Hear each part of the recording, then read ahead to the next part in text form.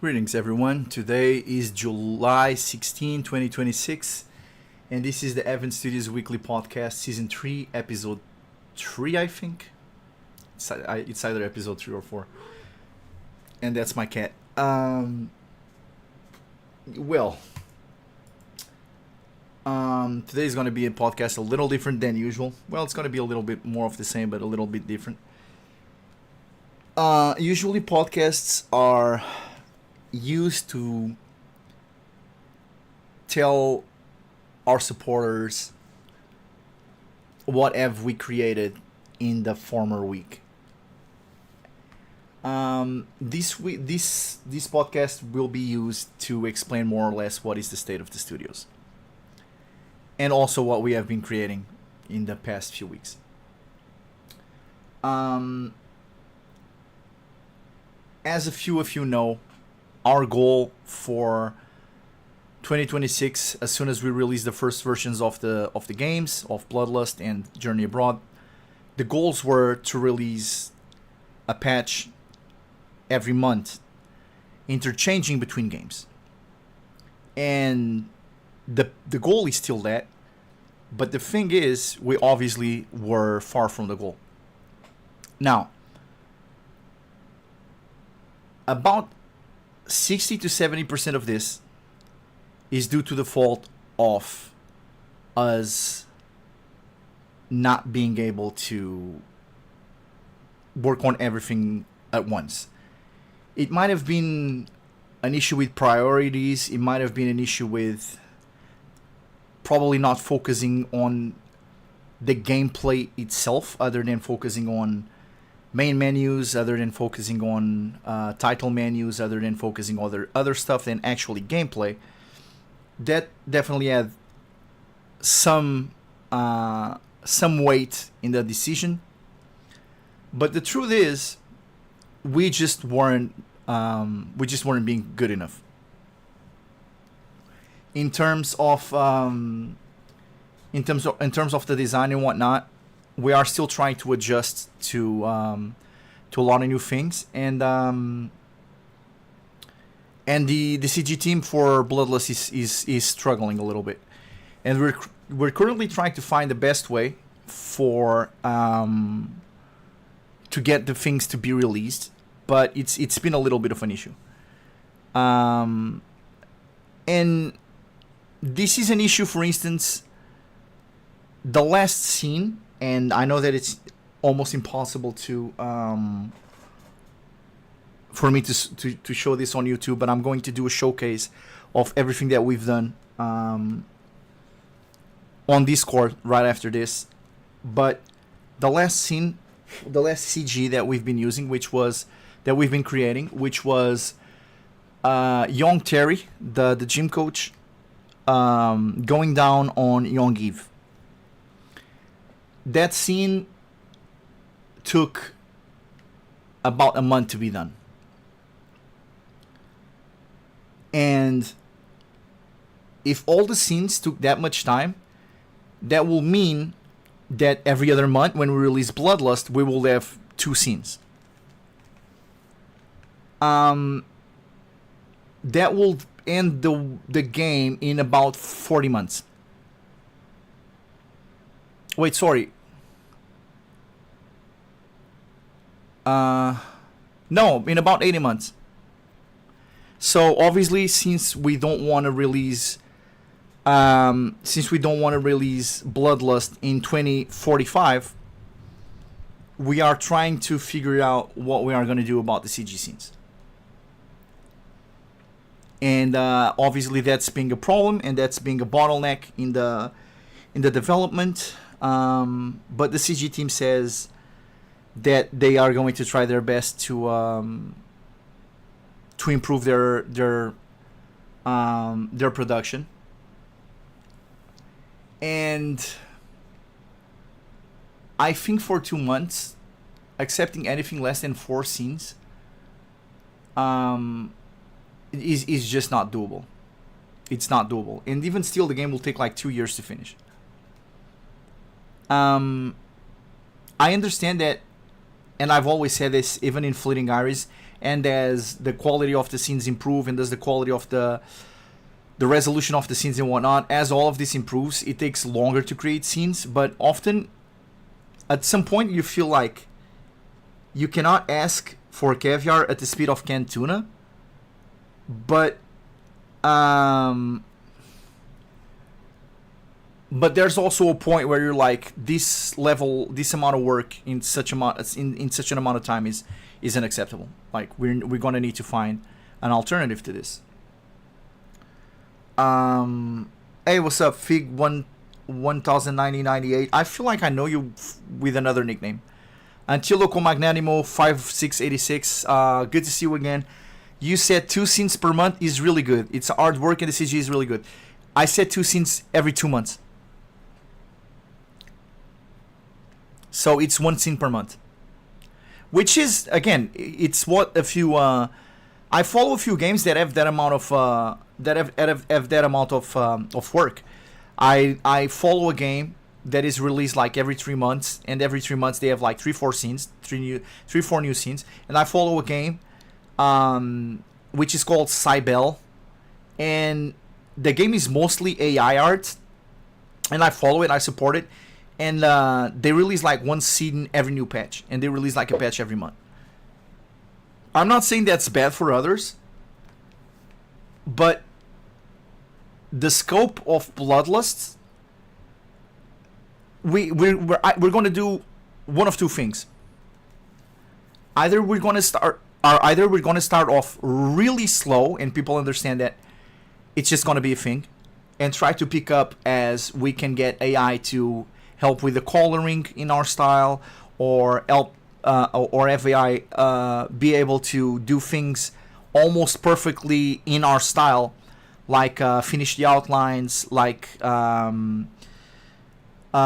coloring as we ask it, because right now all of the coloring is done like the whole dress. People think it's mostly just clicking inside with the same color, and it's not. Like, there's shading to do, there's a lot of work that goes into coloring, and often when AI works, you realize the work is AI. And I know that for a lot of people that's fine, but for us it isn't.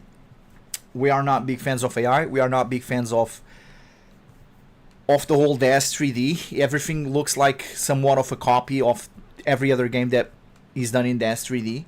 The same way that it was on 3D CG, on 3D custom graphics, or whatever it's called. So we tried to delay the release of Bloodlust for the sake of actually being able to release a patch, but we got the first scene yesterday. So obviously we don't have a patch per se. We have a massive showcase of work that we have done, and it's really good work. It's really good work. It's a lot of work in there, but it's not a patch. And everything that is short of a patch feels disappointing. That's essentially what it is. Everything that is not a complete patch, even if it's like 2 or 3 days and 3 or 4 scenes, anything that is short of that feels very underwhelming. And because of that, Journey Abroad also took a hit. Although Journey Abroad last month, the issue was completely different. That was entirely on me. I'll explain.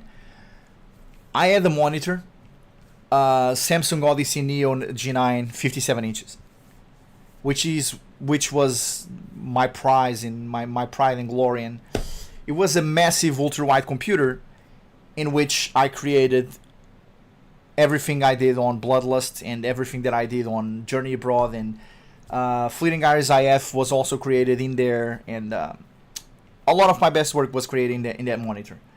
That was my second Samsung ultra-wide monitor. The first one got an issue where it will take like 20 minutes for it to start. It will literally have to like warm up, and then it started getting glyphs and whatnot shortly past its warranty. It died. I actually gave it to a friend for it to try and fix it. It was able to do some stuff to it, but it's still kind of bad. And I got a new monitor, and this one cost me $1,500. and I was really happy with that one.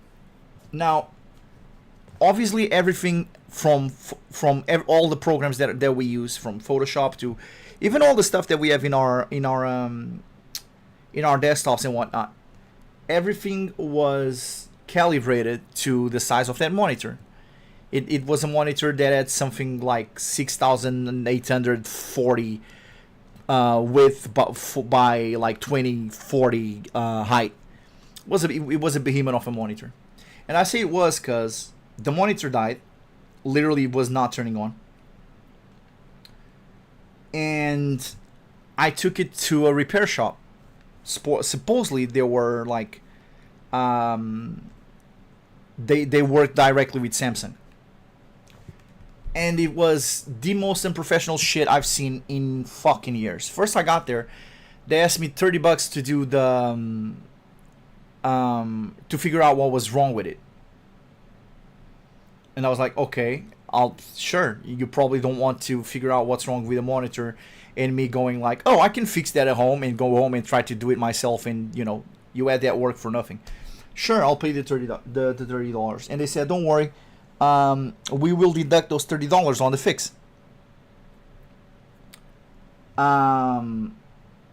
And we were like, okay, sure, I accept. And then they told me it was the board. It was the monitor board. And I was like, are you sure? Because I checked the board. There's nothing wrong with the board. I even removed the thermistor, the one that checks for the temperature, because there's like a DIY on YouTube. There's plenty of them on Reddit, on YouTube, or whatever. There's plenty of them saying just do this and the monitor should work. I tried it. I removed it. Didn't work. And then I soldered it back in. And I'm pretty sure it's not the board. And they're like, oh, bro, don't worry, it's the board. And I was like, sure, you guys are the professionals. Do you right? Just fix it. How much will it cost? And they were like, $286 minus the $30 from the checkup. And I'm like, sure, okay, $286. Okay, $286 to get a $1,500 monitor back. Totally worth it. So I put the $286. After they spent like a week and a half, because me was like, please just fix this today, bro. I need to work. Fix this fucking. I use this for work.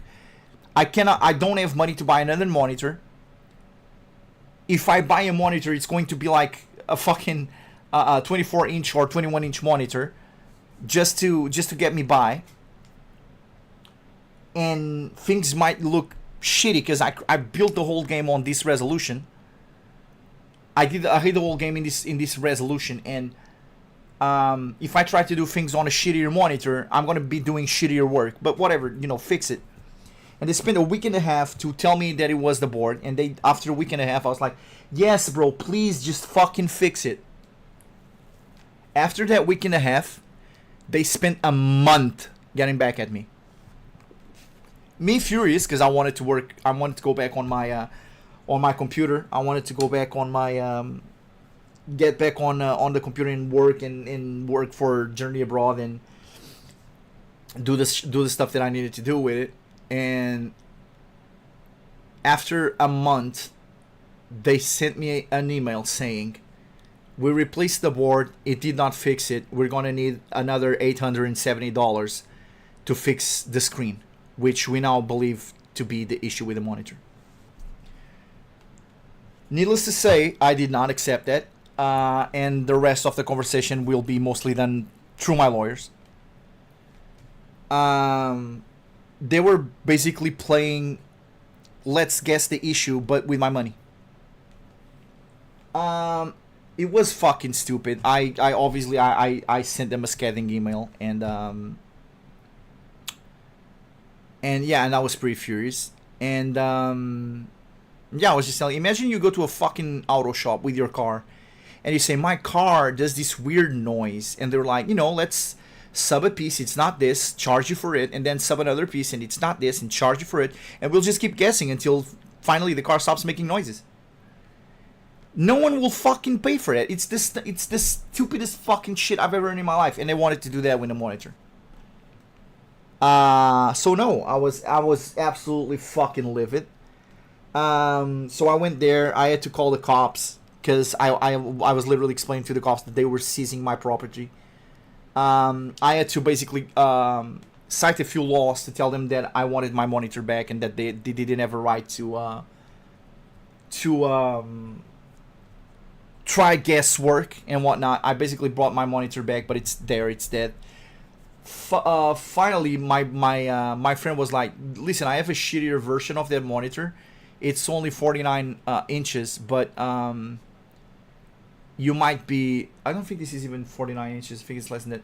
But you might be able to work with it, and that's what I'm working on now. And well, it's not mine, but it's better than the alternative, which is not having a monitor. So yeah, that part was incredibly frustrating, and I know most people will be like, why don't you just buy another? Because we've been working for debt for many, many months now. We've literally have been working for debt. Every month we go deeper in the red. Um, so yeah, obviously the past month when everything started going south, obviously there were a few days where I just felt like, dude, I'm gonna call it quits. I'm gonna pull the plug. I don't think people understand how dire the situation is. Just. But yeah, man, I took a couple days off, and I didn't want to see the end of it. I spent the last 10 plus years of my life working for you guys, making games for you guys, and at this point in my life, I don't imagine myself doing anything else other than this. I love making games. I love writing stories. I love everything from creating the maps to writing the scenes, writing the story, picking up everything from picking up the sound, picking up the soundtrack, everything that is involved in the game, doing the podcast, interacting with you guys. Everything has become part of my life. I literally don't imagine myself living in a different way. And it's been tough at times, but you know, I like to look at life and its fucked up times not as a bug but as a feature. I feel like if you solve a problem, another problem is gonna come eventually. When everything seems fine, when everything seemed great, and we were being able to deliver a lot of work and whatnot, my father got diabetes and then cancer, and my mother started getting a neurodegenerative disease. And in like 2 years, they were both healthy, and they were both dead 2 years later. And I thought I had life figured it out, and quickly in 2 years, I went through the worst fucking 2 years of my life. And basically, that's what happens in life. Sometimes you think you are going through the best times of your life, and the worst shit happens.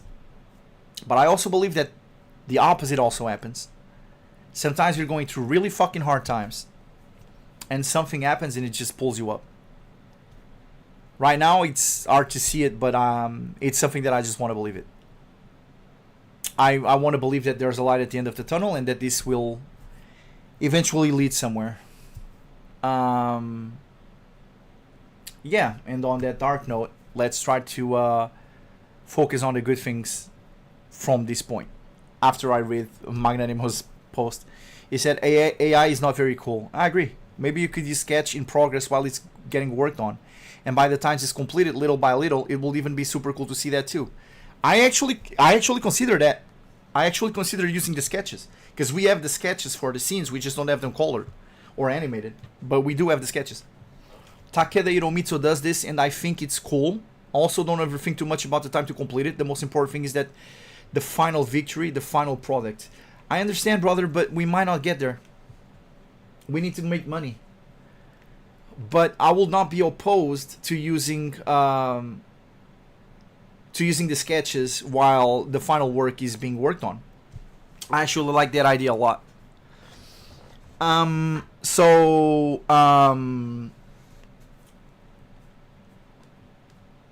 you know,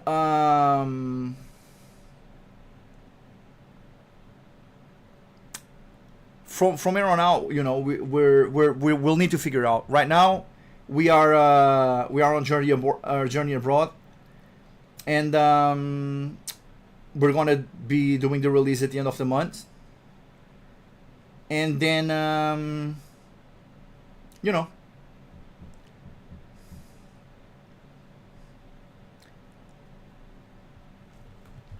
we'll see what we'll see where we're going on from here.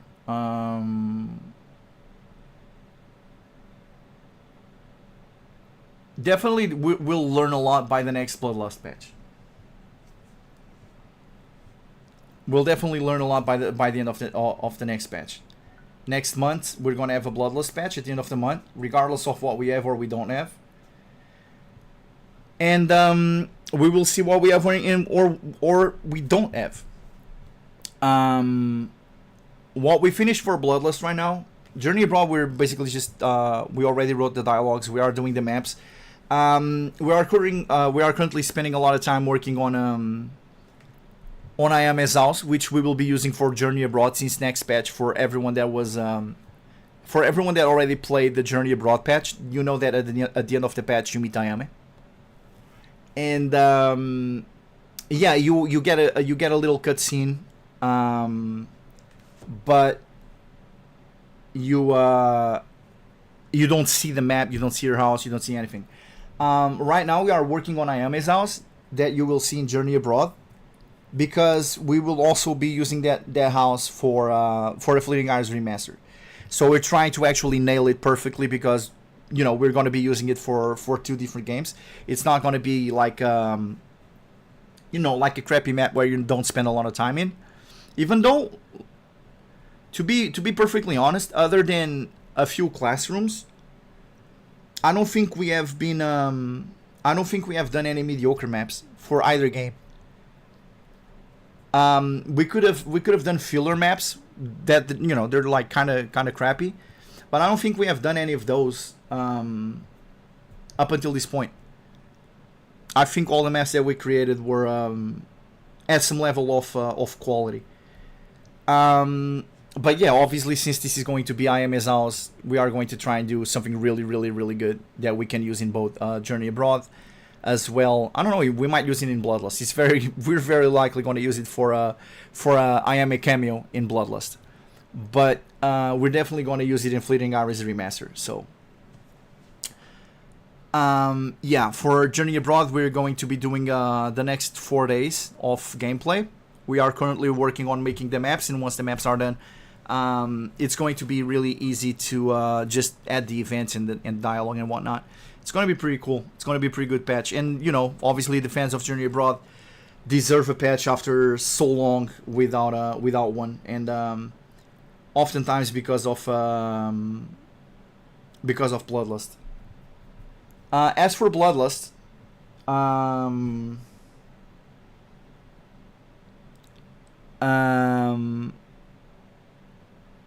we have been working really, really hard.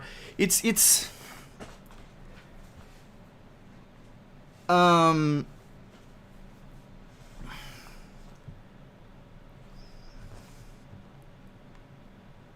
really hard to explain,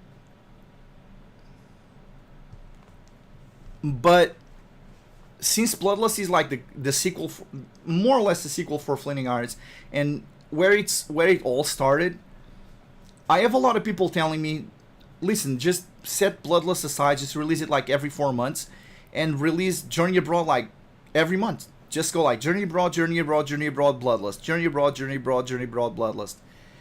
And, you know, that will be better financially, because it's going to bring a lot of people, because a lot of people like the whole RM trope with the family, and, you know.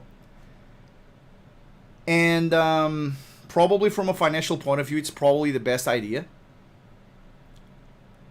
But Bloodlust always, I don't know, it feels like Journey Abroad is the new kid, and I never had kids. I don't know how you're supposed to feel about the second kid or the third kid or whatever, but Bloodlust feels like the first kid, right? It feels like a direct sequel to Fleeting Hours, and that's where it all started. And it's the team that I started with. It's really hard to set Bloodlust aside and be like, oh look, Journey Abroad, the brand new toy, let's focus on this. Even though there's a lot of people that probably want to see more of Journey Abroad than they want to see of Bloodlust. Even though obviously there's also a lot of people that want to see a lot of Bloodlust. But I just can't find it in me to just set either the team or Bloodlust aside.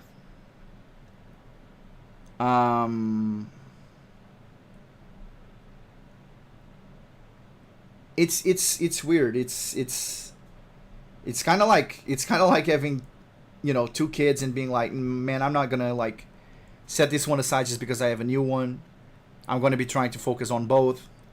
And you always have I don't know, man. It's like girlfriends, man. It always feels like you have a little special something that stays with the first one, like the first real one. And yeah, man, I don't know, man. Bloodlust is just, I had so many great ideas for this game. I've been idealizing this game for so many years. And the whole game is written. The whole idea is done. I just want to like. It sucks because I just want to fucking grab everything that is in my head and be able to deliver it to you guys, because the game is really fucking good. The idea that I have of the game in my head is really good. The scenes are really good, and we did a lot of work. So far, we did the whole title screen. We are 100% happy with what we have. We did a bunch of menus. We were also able to work on a few Journey Abroad menus, like the cell phone menu. It now works. It had a bunch of glitches. It now doesn't. We had to fix a bunch of bugs with Bloodlust. We were able to use the new GPS tracker system. That shit is fucking amazing. You can literally go just to we added a quest plugin from one of the most well-known plugin creators in the RPG Maker scene. Eventually, we are going to create one on our own, but we wanted to have something that worked for the players to be able to use. And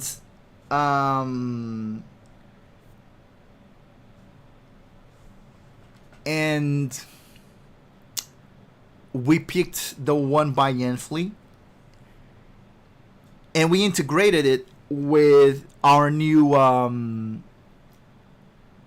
quest tracker, and it's really fucking amazing. It's something that I've never seen and I swear to you, dude, I've been playing these games since God knows when, like early 2012s, 13s, 14s, maybe around that time. I don't think I've ever seen this done properly in any game or at all, which is as soon as you pick a quest, it literally draws a line that adjusts in every map to where you need to go. It literally tells you where you need to go. It's the complete opposite of Fleeting Iris, where you had to guess where everything was, which, again, in my defense, it was by design. I wanted the players to stumble upon things. I wanted to have the players explore and, be left in wonder, like, oh my god, anywhere I go, there's scenes, there's so much to discover. I wanted players to be, fascinated with the size of the world and whatnot. Obviously, it didn't work as well as I wanted. This game will be the complete opposite. This game, you will be able to find scenes so easily. Like, every quest line that leads to an enticing or whatnot, you will be able to go find a main quest or a side quest or whatever it is, and as soon as you turn it on your menu, it will literally draw a line between where you need to go, all the maps that you need to cross and whatnot. It will find the shortest path between you and that quest. And if you are if you don't have the quest requirements, you will literally get a warning. It's the wrong day of the week, or your stat whatever is below whatever it needs to be. It's so amazing. It's almost impossible for you to get lost in our games, because literally anything that you can do in the game, like the gym opens, there will be a quest to go to the gym.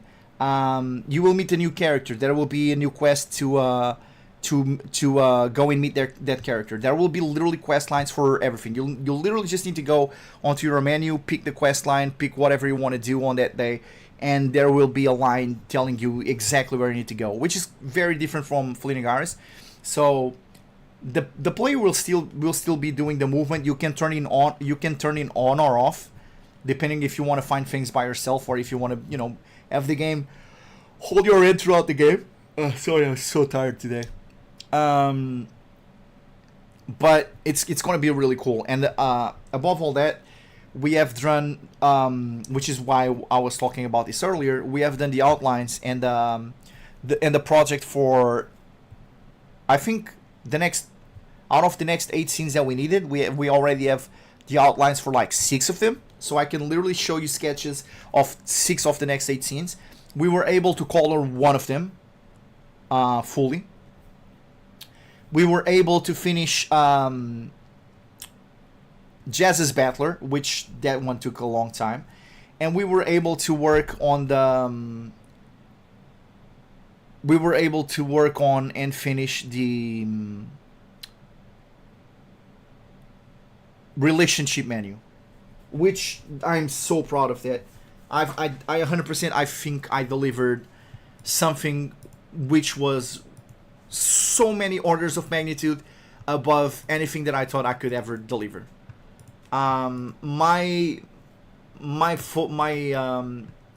Photoshop knowledge, my Photoshop skill is not amazing. I never took a degree. Most of the stuff that I learned was either self-taught or just following random tutorials online, and I just stopped running tutorials online because I failed at them. I feel like there's many situations in the world where someone that is executing something as like a wrong idea of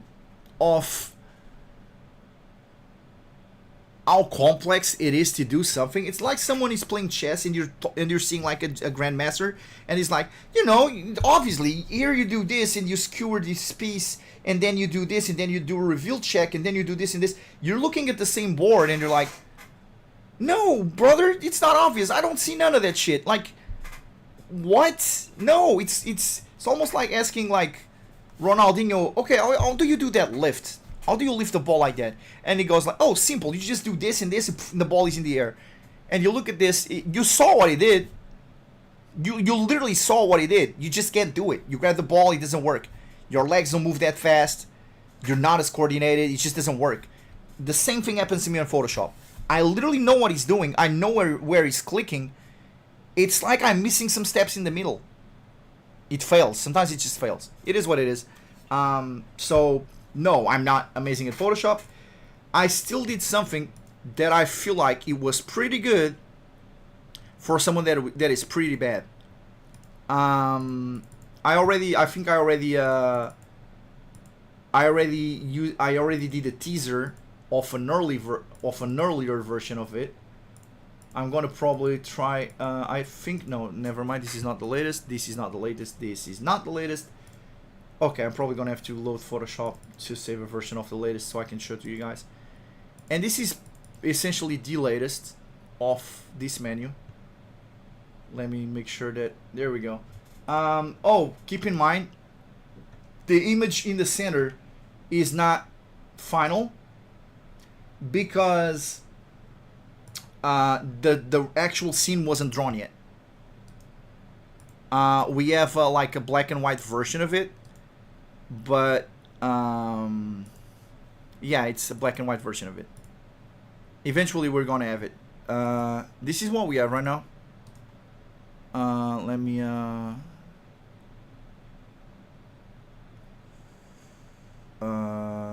like this maybe. And yeah, this is the screen. And I'm really proud of this. Maybe this is one of those cases where you're crazy proud of something that doesn't look that good, but it's literally my vision. It's what I can say about this right now. This was literally my vision. It's what I can say about it. I envisioned this, and it looks exactly how I thought it would look. You have a corruption state and a lust state. A corruption state is more is more permanent. A lust state is more instant. So your lust can go up and down frequently throughout the game, and it does. Your corruption state, it will be harder to go up and harder to go down. It's based on like mostly on decisions and whatnot that you do throughout the game, and it's going to be really hard to lower it. It's mostly you have a chance for it not to go up, but once it goes up, it's going to be a little bit harder to go down, and it will obviously have a direct impact on the game and all the options that are offered to you and whatnot. And then you're going to be having a bunch of traits. Some of them will be passive, so they will be kind of like they will reflect themselves on the personality of the characters, but it's kind of passively doing it. And then you will have active ones where they can literally change your character. Like let's say that Eve develops something called Size Queen, and basically Eve will get an active debuff, so to speak, where during the anti-attacks, if the enemy has a large dick, she has a lower chance or a lower bar for you to stop the quick time event on. This is just an example of something that can happen. Eve can become a snow bunny. So if the character is someone that she can practice interracial sex with, she will get some debuffs when facing someone, from different ethnicities. This is just some of the ideas that she can have from traits. She can develop massive pleasure when she's touching the breasts. There's a lot of things that you will be unlocking throughout the game. I only showed one trait for a preview, but you will start with a bunch of traits, and you will be able to unlock and upgrade some of the traits as the game goes on. And it will have all of them will have a direct impact on your character. Some of them through stats directly, some of them through their personality. And then you will have a bunch of information of the metrics that you have unlocked. We have considered putting a button where you can reset it. So at the beginning of the game, you start with those. Those are Eve's default stats, but there will be a button where you can reset it, so you can start from zero. And then you will see something like her favorite partner or weak points, which will also be reflected via traits and whatnot. And then in the bottom, you will see the secret relationships. And when you click one of those characters, it will show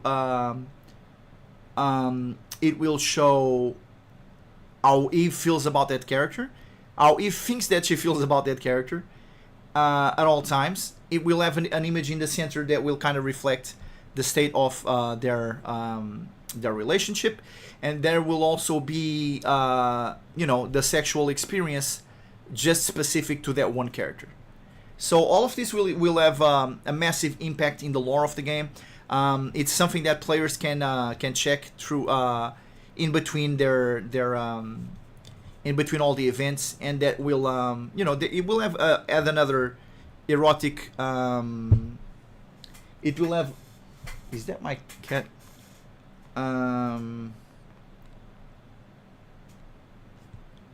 It will have like a direct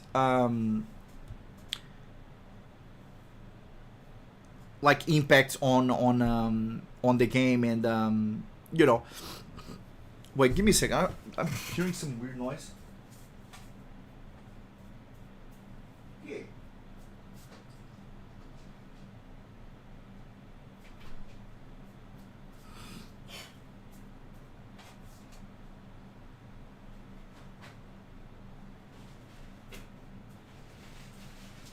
I don't know, man. It feels like my neighbor decided to start playing drums at this point. Yeah, and obviously this one took me a long time to create, and I was hoping that it will ship with the current patch, but we do have a lot. What we do have a lot of is there's a lot of background work. There's a lot of new plugins and whatnot that you guys are going to try. You guys are going to love it. And there's a lot of sketches. There's a lot of sketch art for not sketches. It's literally worked. I think I can show you one to give you an idea of what we have. I'm probably into. I'm seeing if I'm finding one where. Oh, there's also two costumes. They were drawn. They were not finished. And by finished, I mean colored, but they were drawn. We have Red Dress Eve, and we have Red Dress Eve. Basically, the red dress from Fleeting Hours is making a return next patch.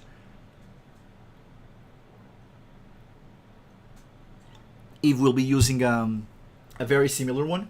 Also a new haircut. More of a hairstyle. It's not a haircut. She's not going to cut her hair. There's going to be an hairstyle, and there's going to be Cheerleader Eve. Let me see if I can... Yeah, you guys probably already seen... you guys probably already seen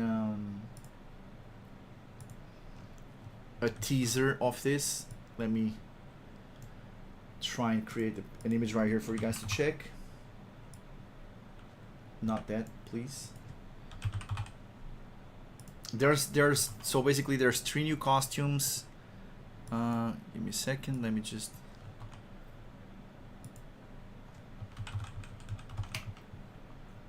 Two new hairstyles, and then there's a bunch of new enticings that are essentially at this point just outlines. They haven't been colored, but that's literally what it's missing. There we go. So basically this is one of the outfits. I will show you the other one, but sadly I think it's a little too revealing for YouTube, I think, or might be. And this one is going to be used in the next enticing that we were planning. Yeah, man, this one looks really good, but I feel like I think we can see her breasts, which is womp womp.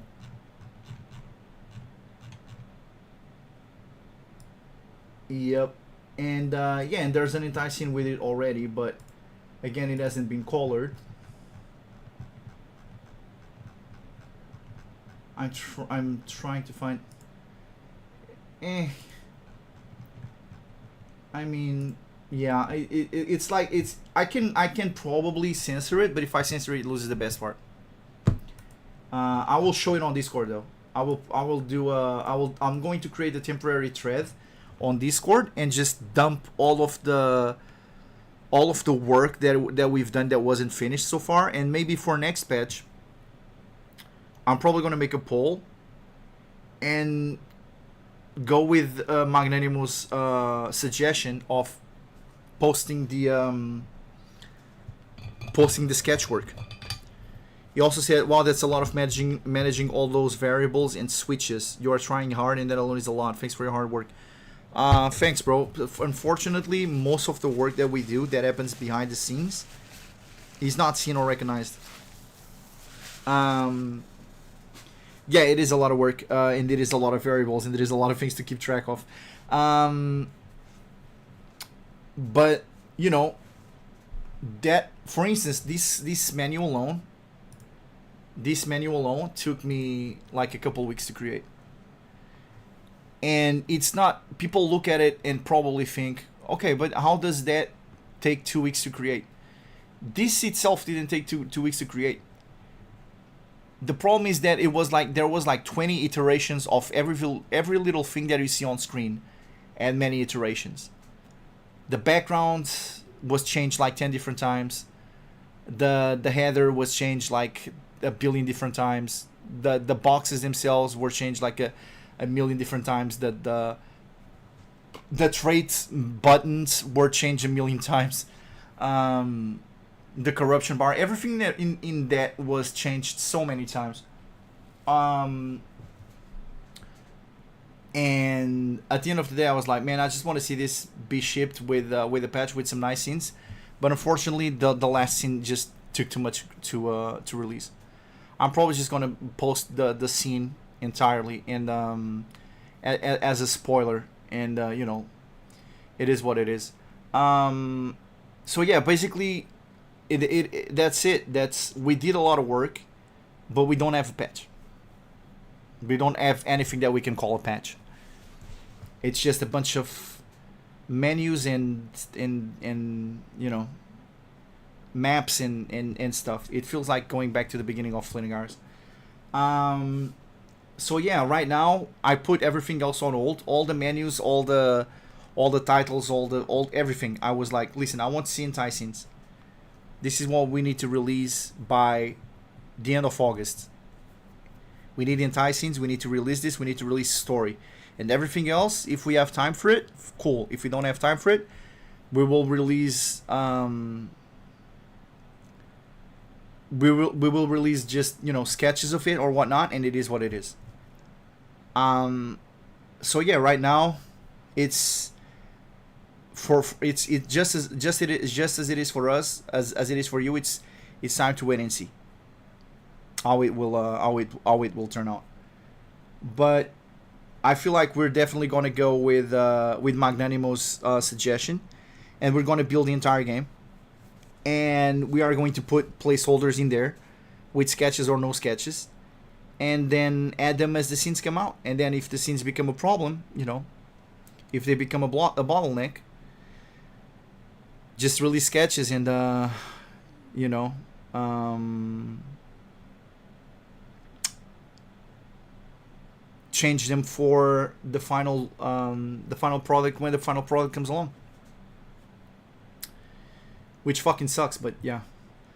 Every number there is a variable. It's a lot of work. 2 weeks are nothing for this kind of work. Well, some things are more annoying than just variables. Like, yeah, having like Eve's name, code name, height, and whatnot. It's a variable. You just increase or decrease. But things like, for instance, the script that makes the corruption state. Every bar represents 5 percentage points because there's 20 bars in there. So the bar increases or decreases to a number rounded up. So if there's 34, you will see 7 bars, and if it's like 31, you will see 6 bars. It's going to be adjusted to the closest number. And then there's a bunch of cool things that happen when you pass a certain threshold or on the variables and whatnot. Yeah. There's definitely a lot of database work behind that.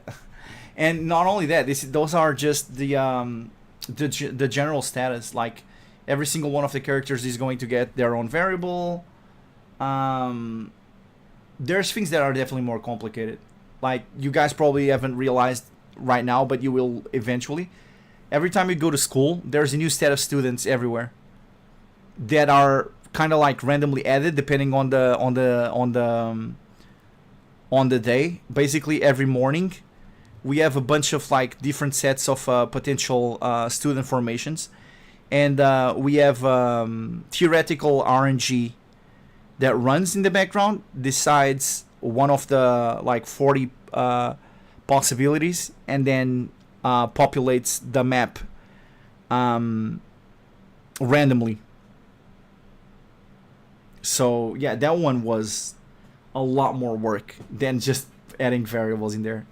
There's a lot of back work that I don't think people will notice or appreciate in any way, because why should they? Like, but there's definitely a lot of things that I feel like they improve the world of Bloodlust, and most people won't even realize it's happening under the hood.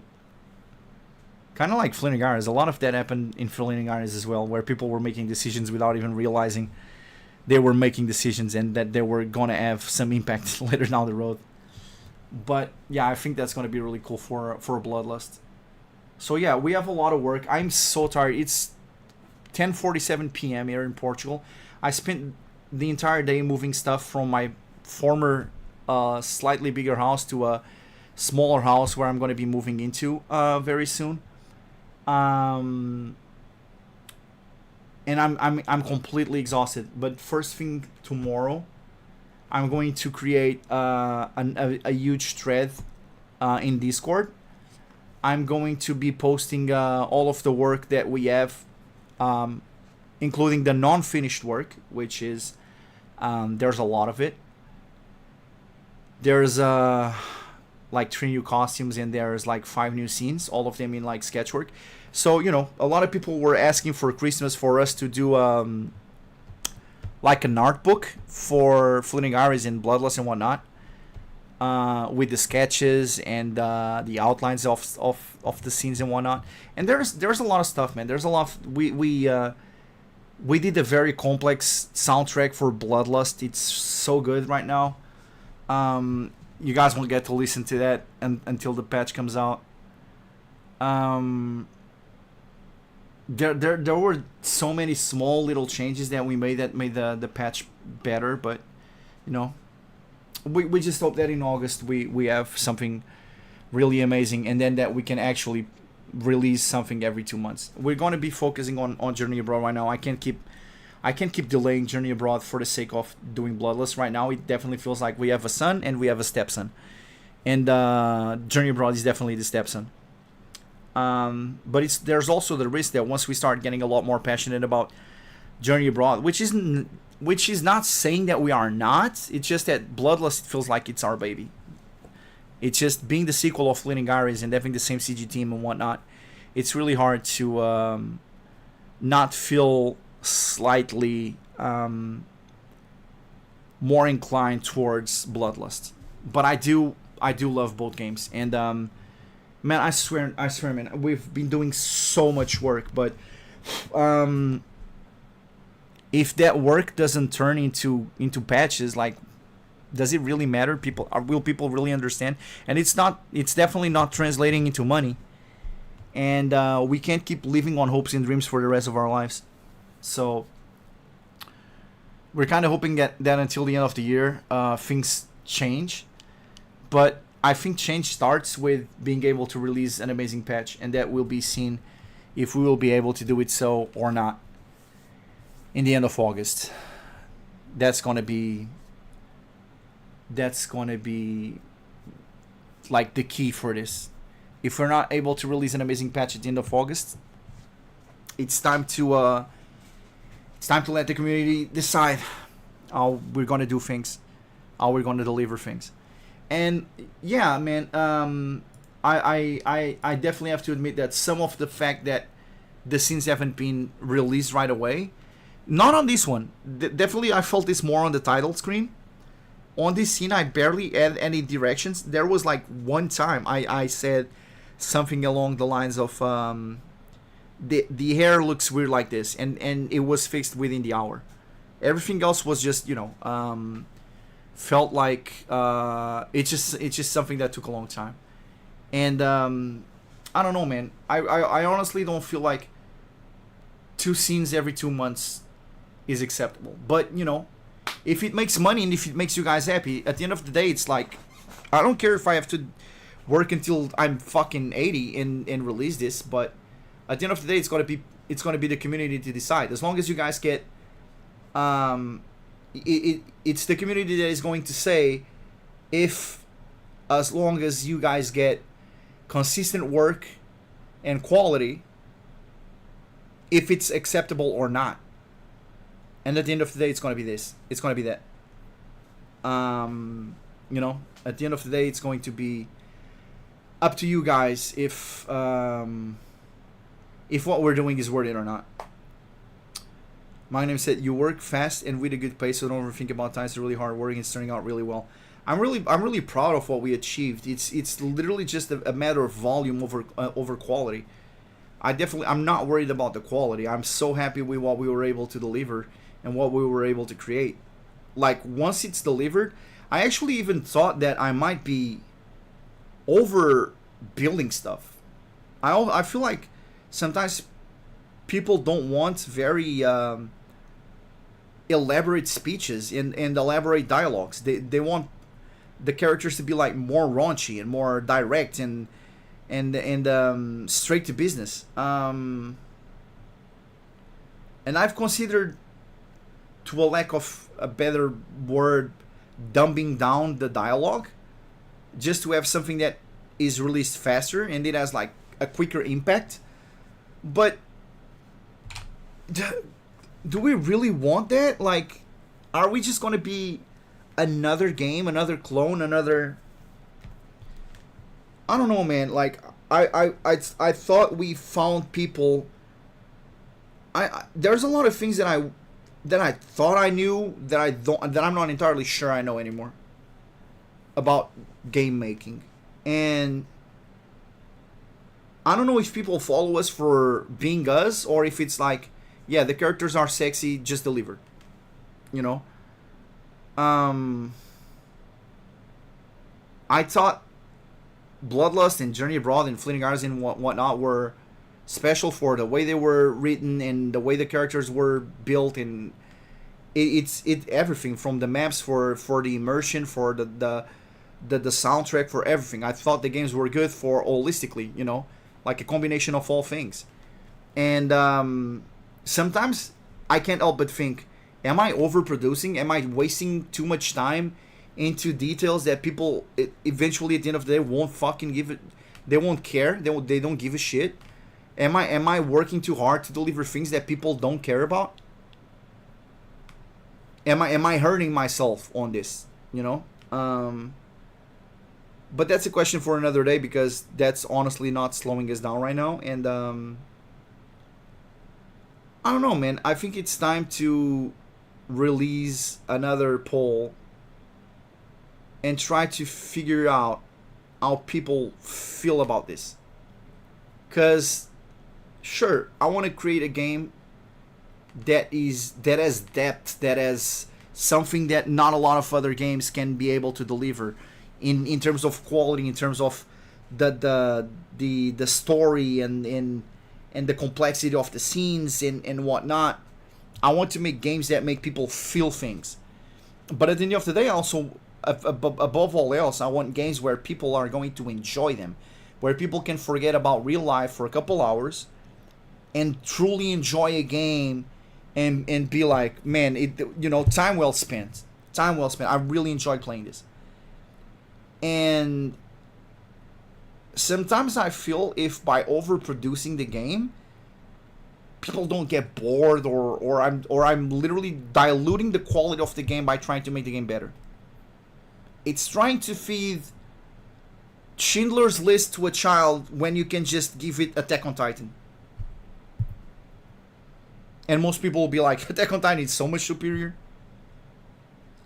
And most people that saw like proper Bootstrap Paradox literature artworks or read things like Schindler's List is like, oh, Attack on Titan is good. It's like fast food for people that want to have easy digestible depth of those teams. I don't know. At the end of the day, I've always said you gotta give the people what they want. And I just want to be sure I understand what people want. And that's why it's probably time for a poll and try to figure out things like, do you think that the dialogues in Bloodlust and Journey Abroad are too convoluted? Do you have a hard time following the script? Do you skip the text? What do you like about the game? And actually try to figure out what people actually want out of these games. Because I'm not gonna shoot myself in the foot here. Like, if people say you definitely spend way too much time creating the characters, building the world, don't spend so much time building the world, just deliver sex scenes, and then in another, like, it feels like a week later someone shows up and it's like, oh, the characters are like turbo sluts and I thought they will be deeper. I literally have, this is what kind of makes me feel like shit sometimes. It's someone comes and says, oh, the game is taking too long to get good. Like, why don't the characters get frisky earlier? And I'm trying to get straight to business as fast as possible in Bloodlust, where we already seen Jazz masturbate and a guy flick Jazz's nipple, and a guy grope her breasts, and a guy masturbating to Eve and whatnot, and someone smacking her in the ass, and I'm trying to deliver things to a pace where I already think at times that the pace is kind of too fast, and then someone else arrives and says, "Oh man, it's taking too long to get to the good shit." Like, why are the characters so prude? And I'm like, so prude? Like, what the fuck? I built the character being like a pantheon of justice and whatnot, and I'm letting the character getting smacked in the ass for the sake of not compromising a mission, which is understandable. But at the end of the day, it's kind of like I just want to be able to deliver what my supporters want. I want to be different. I want to be able to I want to be able to create something that it feels better. It feels different. It feels like it's exploring the genre in ways that other games haven't been able to. But I also don't want to like overdevelop a game to the point where no one is enjoying it because the story and the theory is too rich for, you know, for something that is raunchy. It's kind of like the whole Fleeting Iris puzzles minigame paradox. It's like, bro, I'm trying to masturbate here, not trying to fucking solve a teleport puzzle. That one was a big problem. Yeah. Be strong, my friend. I really wish you the best. Training, it's a big challenge, so I respect you a lot for that, and I'm sure I'm not the only one to see your work with the same eyes.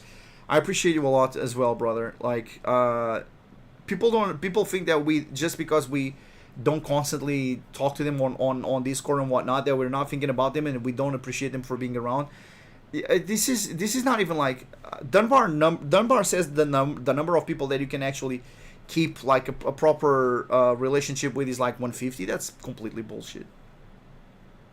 Life just sucks all the time, everything out of you. But that doesn't mean that you don't appreciate being around with people and literally sometimes looking at a nickname and remembering the things that you went through with that person and the conversations you had with that person and whatnot. I feel like people overestimate sometimes that big, rich, depth bond that you have. Brother, I've remembered people that I had like trivial conversations with in a forum like 10 years ago, and sometimes I remember those people, those nicknames, and I feel like I wonder what that person is doing nowadays. I wonder if they stopped playing games. I wonder if they stopped playing porn. I wonder if they no longer enjoy hentai. I wonder what happened. I wonder what clicked in their life where they were like, let me not be part of this community anymore. I definitely feel like a lot of people are a lot more important in other people's lives than they give themselves credit for. The dialogue has a significant impact in a lot of games. In corruption games, you can do a lot of play with that. I do a trick. I change the quality to determine the words that are neuron triggers. With pink, blue, red. Also, you can force a little pause in the lines. You don't want the player to read, things like that. Yeah, that's really great. That's really cool. There's a few games that do that. I remember. I think it's Cyberpunk that does something along the lines of when. Oh no. It's not Cyberpunk. I thought about it because of Keanu Reeves. They might also do it. They probably do it. But it's on John Wick. John Wick as like when you see blue, it's when the character is having like a cool and relaxed dialogue. When you see pink, it's kind of like creating tension, and when you see red, people are about to die. If you see John Wick and you pay attention to the teams and the colors, you will realize this. The movie literally tells you how to feel with colors. And yeah, for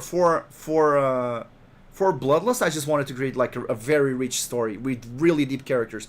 So when anything happens, it doesn't feel like it happened to a character like, oh, this could happen to anyone, or it didn't have an impact. Like, I think the harder a character gets, like if a character gets really hard to play, really hard to get, or acts in a certain manner, when you break them, it's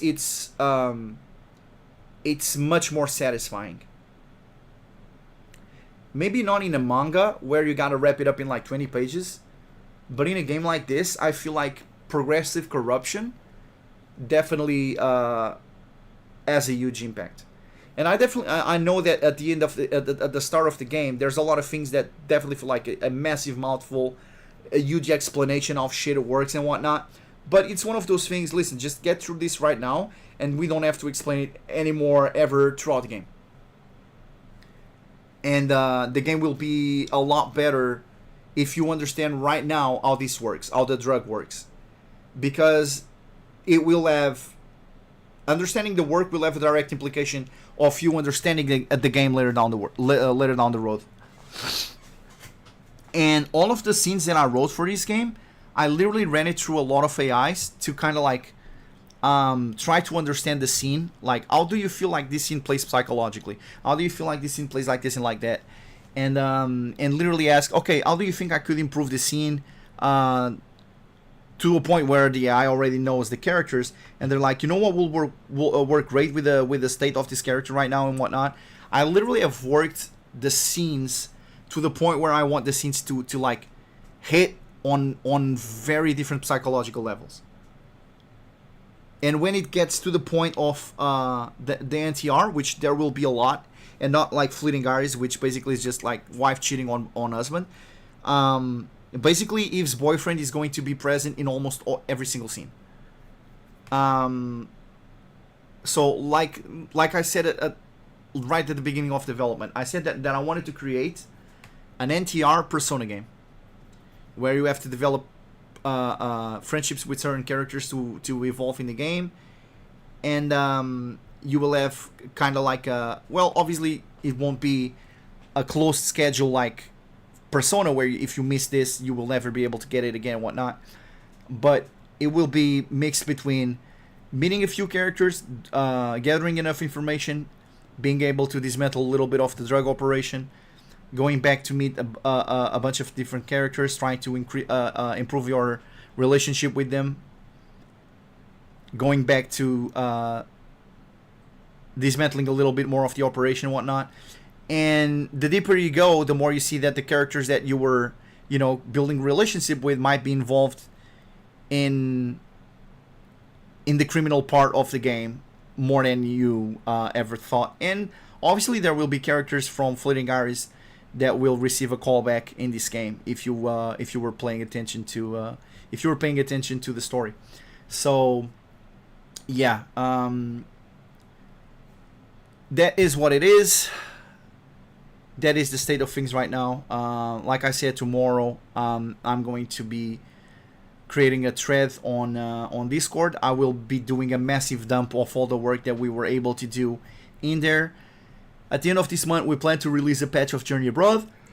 And sorry once again. And at the end of August, we plan to release the next version of Bloodlust, and hopefully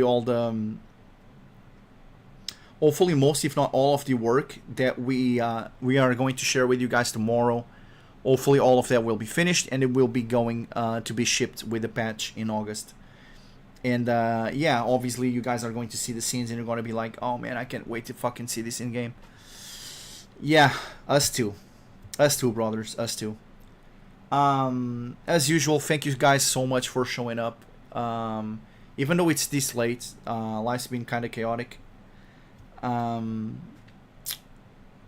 it's always good to be able to like, it feels like doing the podcast and venting out to you guys, it's the only thing that makes me gain clarity on where to go next. It's just talking about the things and feeling like I'm talking to all of our supporters and the people that actually make this, make this be a thing and make this a possibility.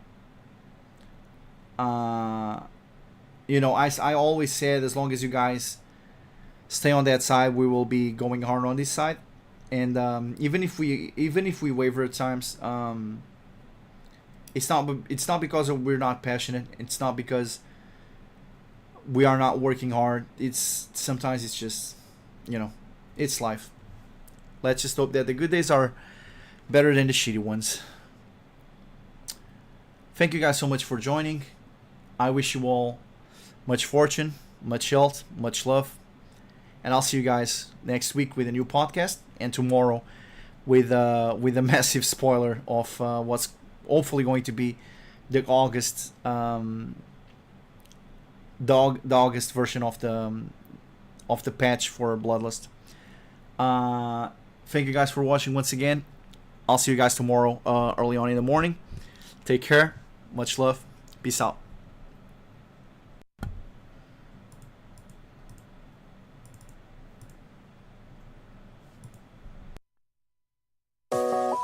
Okite, wakari, ne, boshijata. 思い出したのは君のことです。起きて